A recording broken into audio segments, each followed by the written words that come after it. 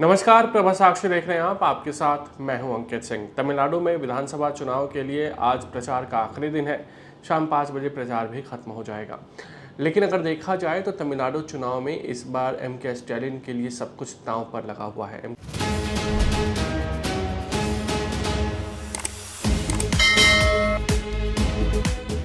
Stalin एक तरीके से तमिलनाडु में सबसे लोकप्रिय नेता हैं, इसमें कोई शक नहीं है, क्योंकि तमिलनाडु के दो कद्दावर नेता हुआ करते थे, एम करुणानिधि और जयललिता। दोनों एक दूसरे के धुर विरोधी। दोनों का जो पॉलिटिकल मॉडल था वो द्रविड़ पॉलिटिक्स पे था और दोनों ने समय समय पर राज भी किया है। तमिलनाडु के दोनों कद्दावर नेता, लेकिन एम करुणानिधि की विरासत को उनके बेटे एम.के. स्टालिन और बाकी परिवार के सदस्य चला रहे हैं, जबकि जयललिता की विरासत को लेकर लड़ाई तो है ही और पार्टी में भी वो एकजुटता दिखाई नहीं दे रही है।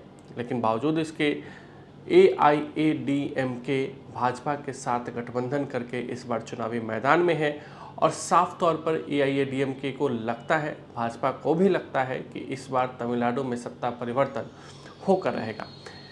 तमिलनाडु में जयललिता के निधन के बाद, जब जयललिता मुख्यमंत्री ही थी तभी उनकी तबीयत खराब हुई। उनके निधन के बाद पलानीस्वामी के नेतृत्व में सरकार बनी थी। 2021 तक सरकार चली, लेकिन 2021 में सत्ता परिवर्तन हुआ और उसके बाद से लगातार एम.के. स्टैलिन जो है वो सरकार में है। डीएमके का शासन है वहाँ पर। अब सवाल उठता है कि इस बार के चुनाव में क्या होगा। 234 सीटें हैं और 234 सीटों का जो हाफ मार्जिन है, यानी कि आधा है, उसको जो पूरा करेगा उसकी सरकार है। दो गठबंधनों के बीच लड़ाई है। एक गठबंधन डीएमके नेतृत्व वाला है जिसमें कांग्रेस भी शामिल है, जिसे इंडिया ब्लॉक हम कह सकते हैं, और दूसरा एआईएडीएमके वाला है जिसमें बीजेपी शामिल है, उसे एनडीए ब्लॉक कह सकते हैं, माफ़ कीजिएगा, एनडीए कह सकते हैं। लेकिन तीसरा भी मोर्चा है वहाँ पर जिसने इन दोनों गठबंधनों की नींद उड़ा रखी है, वो है टीवी के, यानी कि अभिनेता विजय की पार्टी। और इस बार वो पहली बार चुनावी मैदान में उतर रहे हैं। बड़ी पार्टी बनाई है, दमखम लगा रहे हैं चुनाव प्रचार में। सीटी है उनका चुनाव चिन्ह और उन्हें उम्मीद है कि इस बार उनकी सरकार बनेगी। हालांकि ये बात सही है कि किसी भी राजनीतिक दल को, चाहे वो छोटा हो या बड़ा, सबको लगता है कि जनता हमारे साथ है, हमारी सरकार बन जाएगी। लेकिन ऐसा नहीं है। पहली बार चुनाव लड़ रहे हैं, चुनावी मैदान में उतर रहे हैं पार्टी बनाकर विजय, और उन्हें थोड़ा सा इंतजार तो करना पड़ेगा। लेकिन इस बार का चुनाव उनके लिए काफ़ी अहम है।